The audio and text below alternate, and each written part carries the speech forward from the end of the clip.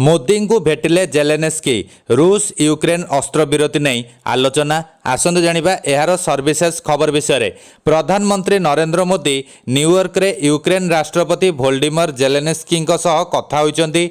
Ukraine विवादर शीघ्र समाधान तथा एही अंचल रे शांति एवं स्थिरता फेराई आनिबा पई भारत समर्थन को मोदी दोहराइचंती। तीन दिनिया अमेरिका गस्तरे थिबा मोदी सोमवार दिन न्यूयॉर्कर ऐतिहासिक जातिसंघ शिखर सम्मेलन रे जेलेन्स्की को भेटिथिले।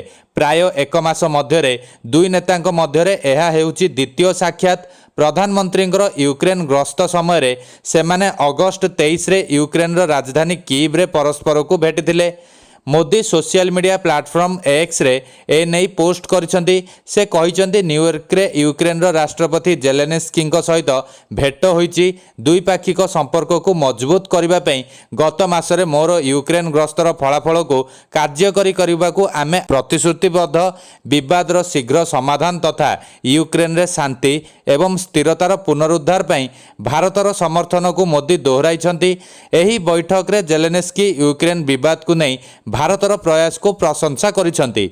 एही स्थितिरु मुक्ति पाइबा पई प्रयास करिथिबारु जेलेन्स्की प्रधानमंत्री मोदी को धन्यवाद देइछंती बोली वैदेशिक सचिव विक्रम मिस्त्री एथिरे एक स्वतंत्र सांबादिक सम्मेलन रे कहिसेंती। विक्रम कहिसेंती जे दुई नेता परस्पर मध्यरे घनिष्ठ संपर्क जारी रखिबा को सहमति प्रकाश करिसेंती।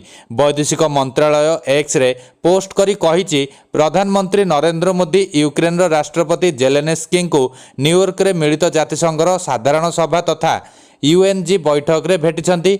द्विपाक्षिक संपर्क उपरे दुई नेता मत रखिथिले। सेमाने यूक्रेन रो परिस्थिति उपरे मध्य आलोचना करिथिले। संलाप एवं कूटनीति माध्यम रे विवादर शांतिपूर्ण समाधान पई एक गठनमूलक भूमिका ग्रहण करने को प्रधानमंत्री भारतर इच्छा को दोहराइछंती।